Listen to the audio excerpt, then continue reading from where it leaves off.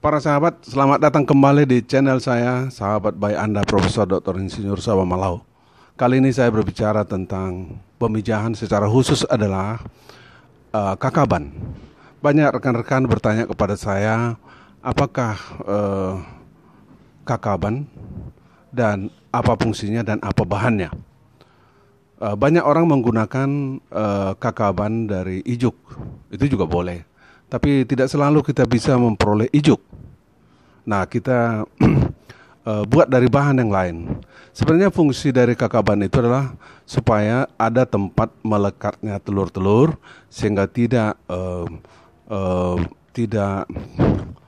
mudah bergerak di dalam air setelah terjadi perkawinan sel telur dengan sperma, atau supaya ada posisinya yang tetap sehingga sperma bisa penetrasi terhadap sel telur tersebut. Oleh karena itu kakaban itu harus sedemikian rupa bahannya sehingga bisa melekat. Saya pernah mencoba kain, ternyata gagal karena di kain itu tidak melekat telur, tidak melekat. Mungkin cobalah dicari kain yang bisa melekat, tetapi yang saya gunakan waktu itu adalah kain ini, kain hitam ini. Ternyata tidak melekat. Telur itu bergentayangan di atas sehingga ketika lele lewat dan mengibas air sehingga telur menjadi terbanting. Jadi gagal menetas karena mati. Oleh karena itu saya tidak, sekali saja saya coba membuktikan bahwa kain seperti ini tidak baik. Selama ini saya menggunakan paranet, ya. Ini paranet. Sejak awal saya memijahkan, saya kira sudah lebih dari 100 kali saya memijahkan, saya menggunakan paranet ini. Paranet ini. Coba bagaimana caranya? Setelah kita membeli paranet tadi, paranet itu ada 2 lapis. Kita buatkan di dalam bentuk seperti ini. Ya, segi 4 dia. Segi 4.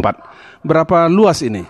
Itu kira-kira 90% dari luas dari tempat pemijahan ikan kita. Jadi 80 sampai 90% areal dari pemijahan itu harus di cover. Jadi kita lekatkan. Jadi nanti telur-telur itu akan melekat di sini.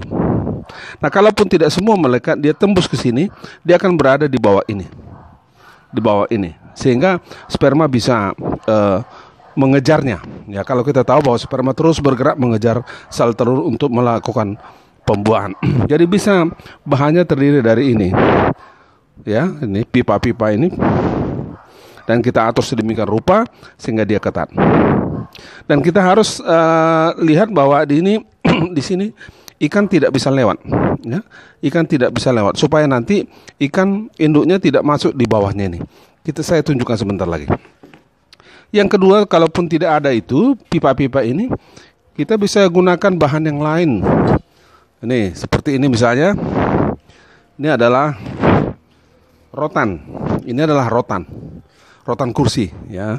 Kursi yang rusak-rusak di rumah saya ambil. Dan kemudian saya buat segi 4 seperti ini. Bisa juga Anda ambil tampi, ya, tampi.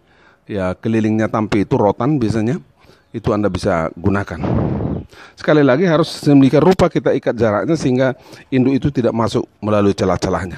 Baik, itu bahannya. Jadi sekali lagi, boleh rotan, boleh pipa, dan kemudian paranet dan dan ini tali-tali plastik ini, ya, tali-tali plastik yang lembut, jangan yang tali-tali yang lain yang keras. Lalu kemudian ini pemberatnya. Ini adalah pemberatnya. Ini di dalam ini ada semen, di dalam pipa ini ada semen. Saya tutup sehingga semen tidak keluar. Jadi saya cuci dulu, saya rendam dulu sehingga semen tidak keluar. Ya, udah kering itu. Jadi kira-kira 5 hari kita semen baru kita sambung ini dengan ini tertutup. Jadi air tidak bisa masuk dan juga air tidak bisa keluar. Ini fungsinya pemberat. Boleh lebih kecil dari sini, tapi jangan terlalu besar. jangan terlalu besar. Baiklah, para sahabat, saya akan tunjukkan bagaimana menggunakannya. Sahabat, inilah tempat pemijahan ikan lele saya. Anda lihat itu banyak sekali.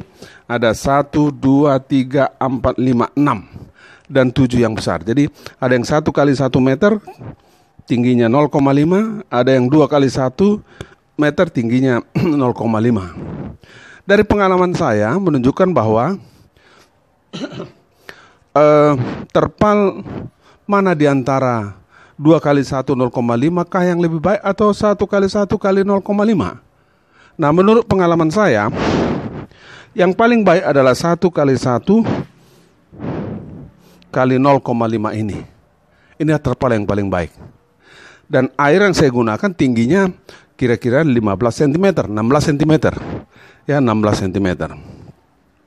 Mengapa ini lebih baik daripada yang besar sana? Karena ruang untuk telur itu bergerak, dilepas, kecil. Sehingga sperma mudah menemukan sel telur. Ya, dibandingkan yang 2 kali 1 yang di sana. Jadi selalu saya menggunakan lebih berhasil ini. Nah, yang 2 kali 1 sana itu ada tempat pembesaran, ya, tempat pembesaran. Nah, atau kalau pas di sini sudah selesai, sudah keruh dia, saya ambil untuk di sana pembesarannya. Baiklah, saya akan pasang sebentar lagi. Saya akan pasangnya, saya pasang kakabannya dan alat pemberatnya. Mulai ya. Baiklah persahabat, inilah caranya. Yang pertama saya masukkan kakaban ini, ya, kakaban ini.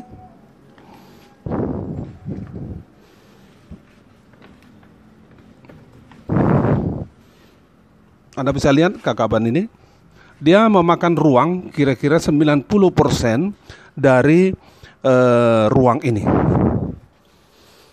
Oke.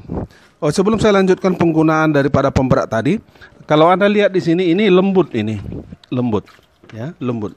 Ini sangat disukai oleh lembut seperti ini, sangat disukai oleh lele. Mungkin itu juga sebabnya mengapa lele saya sangat berhasil di sini memijahkannya. Nah, kalau sudah posisi seperti ini, ya, lalu saya masukkan pemberatnya.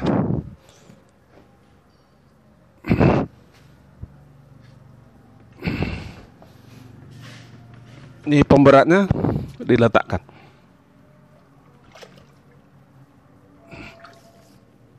Oke. Anda lihat pemberat sudah di dalam. Mengapa perlu pemberat ini? Pemberat ini perlu supaya ikan itu tidak masuk ke bawah dari kakaban ini, supaya dia tidak masuk ke bawah ini, ke bawah kakaban ini. Kenapa kita perlu jaga itu?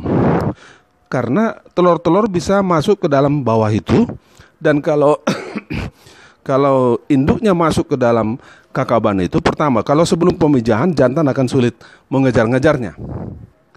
Ya, dalam proses pemijahan itu jantan selalu mencoba akrab dengan betinanya dan mengejar-ngejarnya. Yang kedua, kita harus paham bahwa setelah terjadi pemijahan, telur keluar, sperma keluar, kedua-dua induk itu dalam keadaan lapar. Dalam keadaan lapar, mereka akan mencari makanan. Jadi kalau mereka masuk ke bawah, di sana ada tumpukan-tumpukan dari telur itu, di sana ada telur itu, mereka akan makan. Nah, tapi di samping itu, mengapa kita mau pemberat adalah supaya tidak kacau, berantakan. Ya, jadi induk ikan itu akan bergerak cepat, mengibaskan badannya sehingga terjadi bantingan-bantingan yang sangat kuat. Jadi kalau ada pemberat ini, maka kakaban ini tetap di tempatnya, tidak kacau, tidak berantakan. Nah, dari pengalaman saya menggunakan sistem ini sukses menggunakan cara ini. Baik para sahabat, itulah kakaban. Jadi boleh kita menggunakan paranet, gunakan 2 lapis, gunakan pembingkanya, boleh dari rotan, boleh dari pipa, tapi pastikan bahwa ketat, dan tidak posisinya harus sedemikian rupa sehingga lele tidak menyusup ke bawah kakaban.